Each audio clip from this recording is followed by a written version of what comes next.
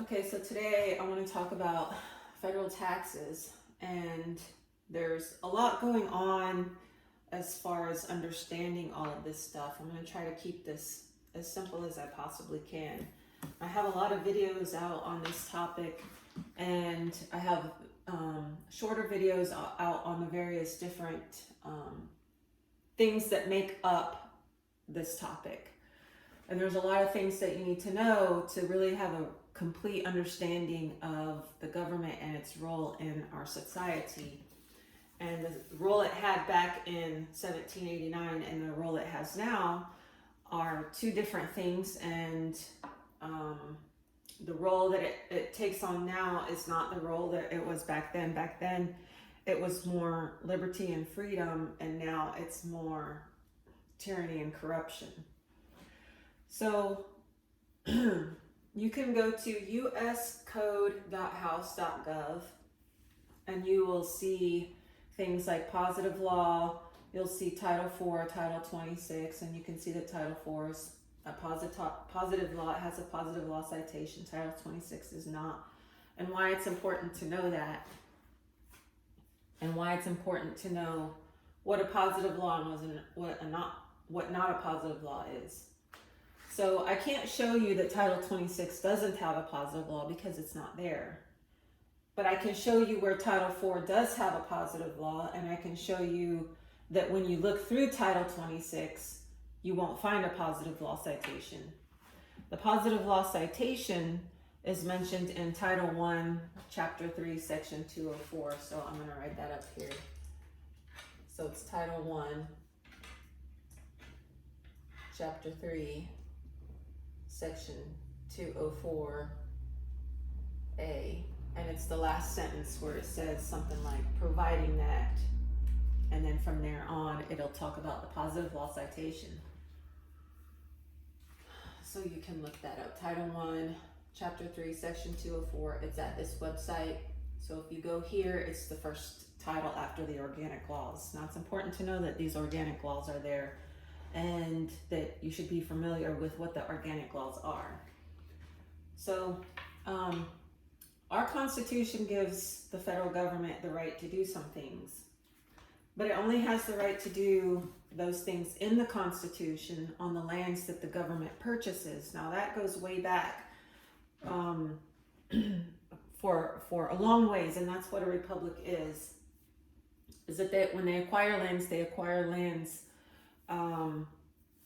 legally and lawfully. And in our Constitution, it says that they have to purchase them. And that's the only way the federal government can get lands is by purchasing them. And that's in Article 1. That's in Article 1, Section 8, Clause 204. No, it's Clause 17. Okay. And they're supposed to purchase them for defense with a C, not defense with the S. Defense with the C means fortify, and defense with the S means vengeance. And defense with the S is not an English word, it's a Latin word.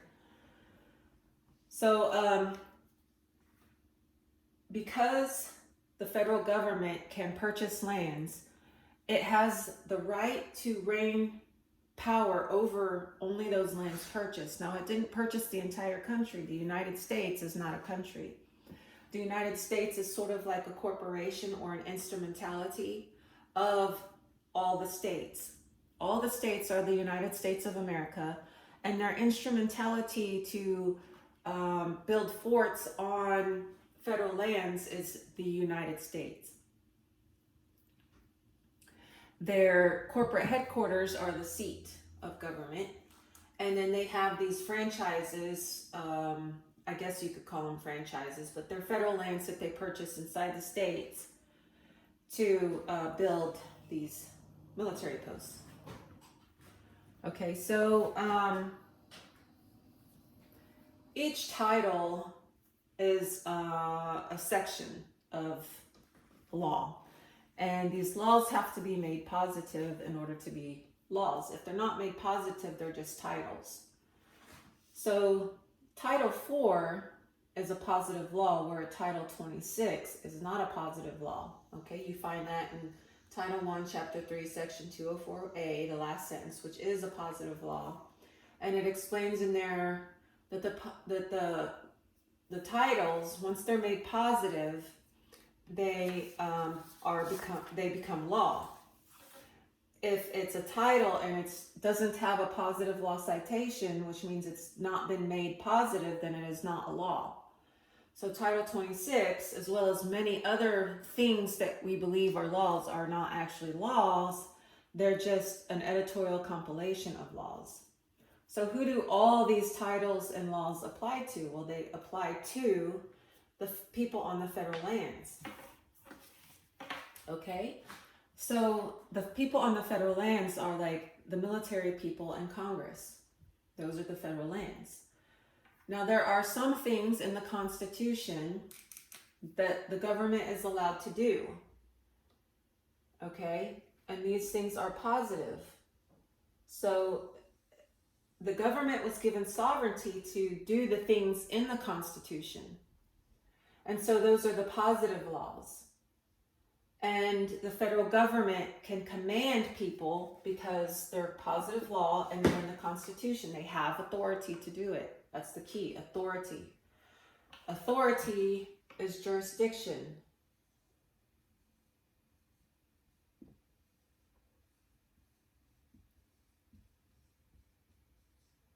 So when you go here to uscode.house.gov and you look up the Constitution, you'll see that whenever it gives a power, it'll capitalize the P. Whenever it gives authority, it'll capitalize the A. That means it's specific. It's a proper noun. It's specific. Power or authority is the definition of jurisdiction. Power or authority to do a thing. So the power and authority to do things are in the Constitution. You see them whenever you see power with a capital P and authority with a capital A. Now those things, when they're made laws, are made positive because they have the authority to do it. If they have the authority to do it, they call them commands. So the federal government, the seat of government, issues commands basically to the military and itself. Commands in grammar are called imperatives. If you look up the word imperatives, it's called a command or an edict. Things of that nature, words of that nature. And in laws, rules, regulations, and codes, they look like these words. Now, I have a degree in occupational safety and health.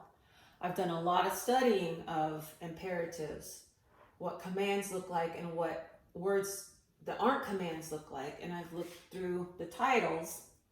The positive laws issue commands from a superior to an inferior. Now, the federal government was not given the right to issue commands to individuals or private citizens, okay?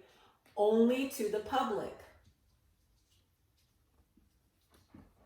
That does not mean that the federal government has control over sidewalks, roads, your house, your land, your community. No, public means being in the eye or being transparent.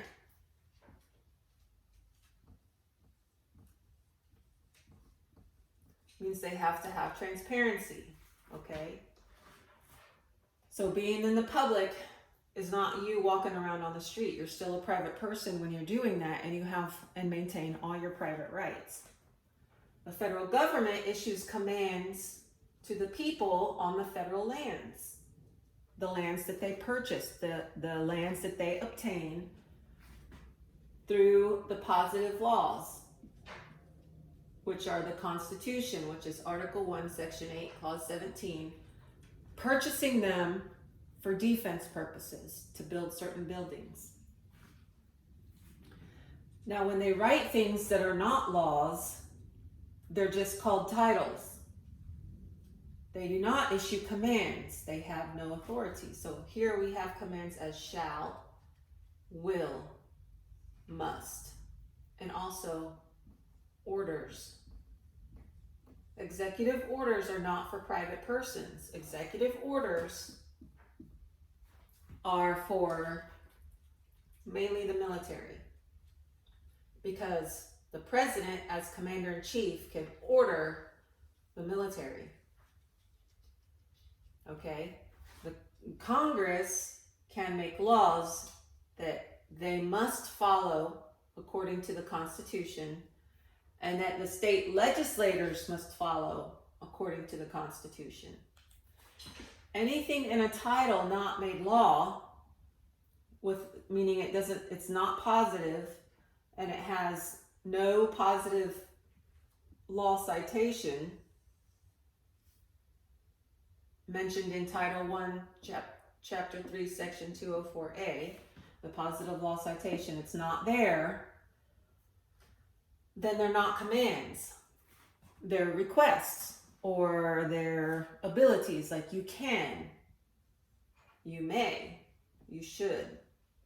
These are not commands. These are not commands. They have no authority. They are, according to Title 4, not duly constituted authorities. So when we go down to Title 26, Title 6 has no positive law citation. It cannot issue commands to anyone. Okay, but there's some legal writings in an article or a book, I don't remember which one. And basically, in summary, what it says is that even when using imperatives or commands, using words that sound like commands, shall, will, must, or order to, it doesn't mean that it has the authority to do anything when you don't do it. So commands without proper authority, like Title 26, are just words, and no one is bound to follow it. So even in Title 26, where it says you must, it doesn't carry the authority because there's no positive law citation. It's not a law, it's just a title. According to this website, a title without a positive law citation in Title 1, Chapter 3, Section 204A is not a law, and there's no evidence of it being made a law and cannot be used as evidence in any court of the United States. So even though they say must, it's not a duly constituted authority and therefore is not a law. Here's the problem. People will pick out a word in the Constitution and they'll say, see, right there it says Congress has the right to tax. Yes, Congress has a right to tax itself at the seat and the lands purchased in Article 1, Section 8, Clause 17. Because Congress in Article 1 has power to make laws for the United States. This is extremely important to understand. The United States is the instrumentality created by the states for building forts, purchasing land in all the states, and building the forts in Article 1, Section 8, Article 1, Section 8, Clause 17. So look in the Constitution and look at Article 1, Section 8, Clause 17. This is the only lands, the seat and the lands purchased, which government has, the federal government, the United States has, where it can practice its laws, where it can issue commands. The people have to be on those federal lands. The people have to be on these federal lands. The state cannot interfere with these lands. The state cannot make laws for these lands. That was the annexation process. The state had to cede the land, and they had to cede jurisdiction over the land, which is power and authority. They had to give it to their instrumentality called United States. So they took it from individual states a little bit, just like a tiny bit, like 1/100th of a state, like a tiny bit of the states individually, and created United States, a business or a collective, okay, Congress, to administer the federal lands for defense purposes. Now notice the buildings, they're all defense purchases. They have to purchase it. That's very important. They have to purchase it. They can't take it, because that is dishonest, and that's usuration, and that's a problem. They call it a problem, and it's called detention. Okay, and all that is dishonest. It's a dishonest way, and it's unconstitutional. It's outside the constitutional. It's without authority. So when Lincoln took over the states and instituted a legal state,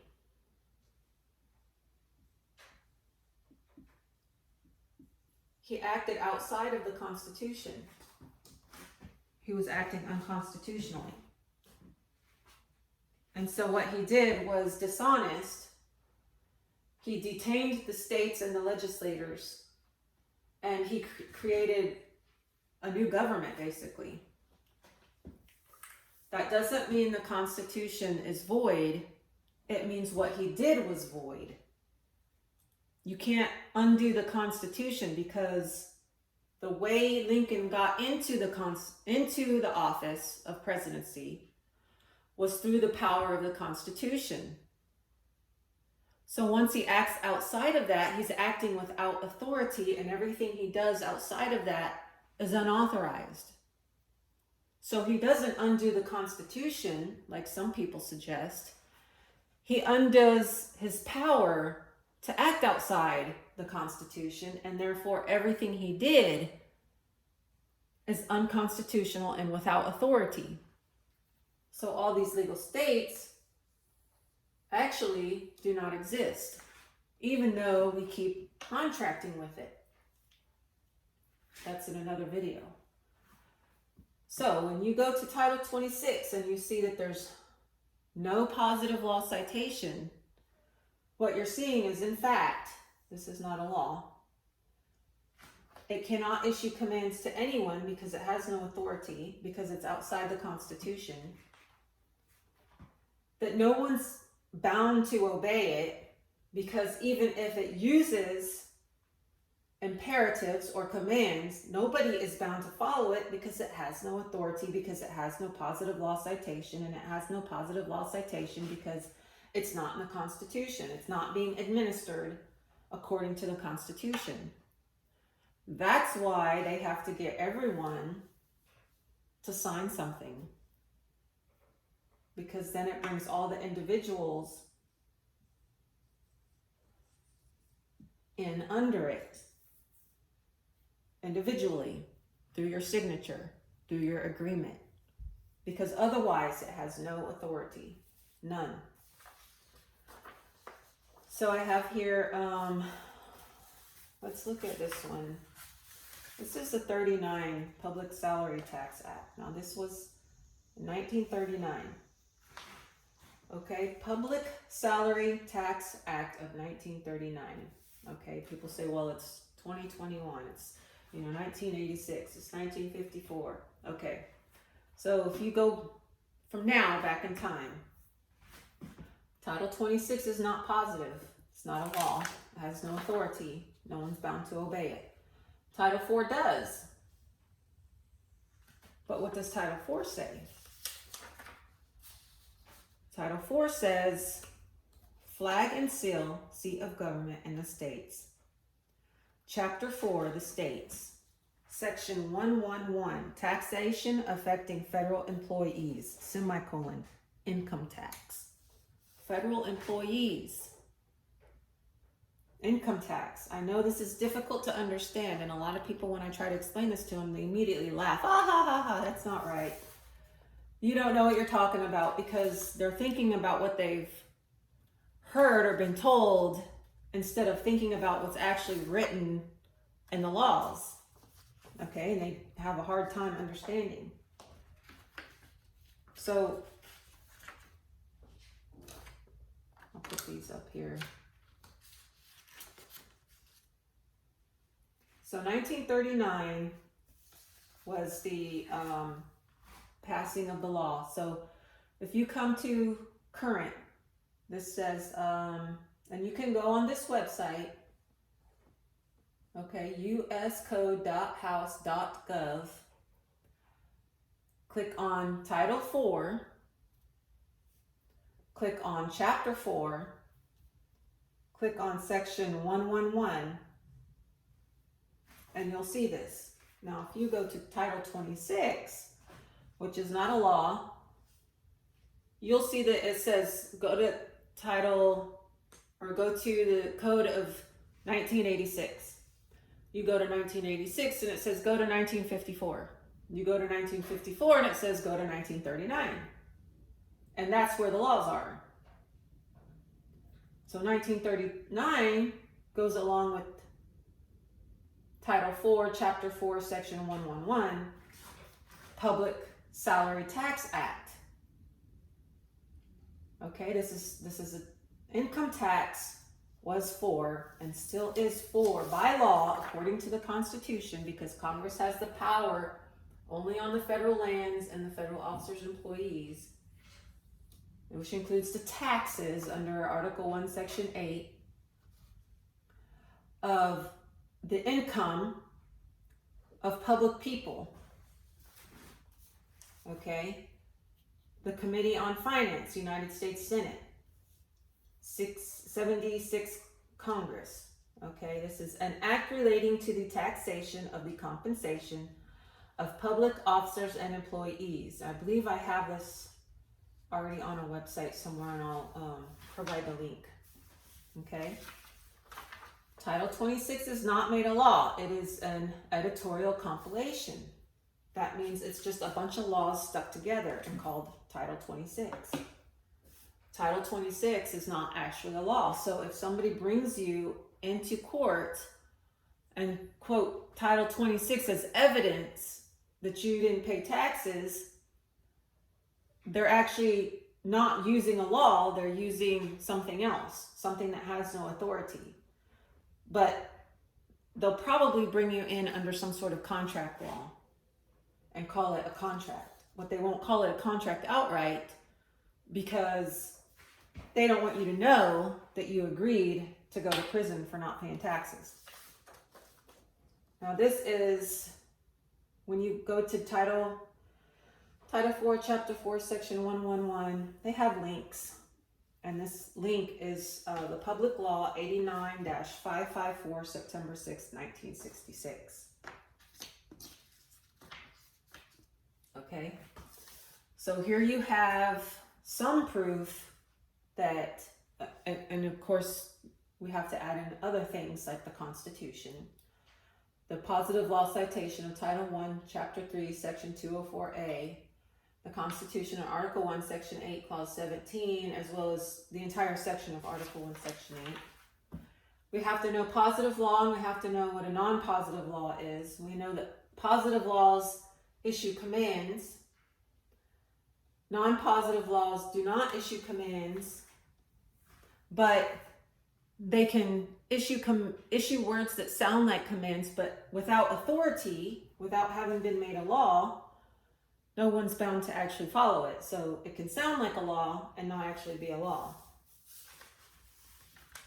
Okay, so I think Section 113, residence of members of Congress for state income tax laws. So the state income tax laws, if you go to Title 4, Chapter 4, Section 113, it's talking about how in Article 14, when they made federal officers and employees also state citizens, that these state citizens had to also pay a state tax because they were using state services. And I've done videos on that, and I'll do, well, I don't know if I'll do another video on that because I've tried to explain it as best as I can. I mean, you're just gonna have to think about it and try to understand it in your own mind, and that may require you to give up a belief that you thought you had, or a belief that you had that you may have to realize is wrong, and that's difficult for people sometimes. So you just are going to have to maybe work through it a little bit. But if you go and you start reading the laws and actually reading them and understanding the unwritten portion of it, which are like the sovereign issue, like, because there's nothing in the law that says no one is bound to follow a law if they're not an inferior to a superior. So what did they do? They tried to make us all think that all of us individual citizens are inferior to the United States government, and that we all have to follow their commands. But the sovereignty, the unwritten law of how that works is not, it doesn't flow that way. Authority doesn't come from the federal government to all the people. And so when the Congress says you have to pay taxes, or Title 26, the employees working for the IRS call you up and say you have to pay taxes, you didn't pay your taxes, and they say you have to, they actually still have no authority to say that. And they say you have to fill out a paper. No, you don't, because that's not how the law works. But there's unwritten parts of the law that people don't understand. They go and they read the law and they think everything applies to them, and it doesn't. So I have lots of videos out on this stuff, and I hope that you'll take the time to go and look at them. And I hope that you feel like freedom, your financial freedom, and your family wealth is important enough for you to spend some time watching the videos and understanding all this stuff. Okay, so you guys like, share, subscribe. I'm kicked off basically all social media. I'm surprised I'm still on YouTube. So it's really difficult to share things. So like, share, and subscribe, and I will see you in another video.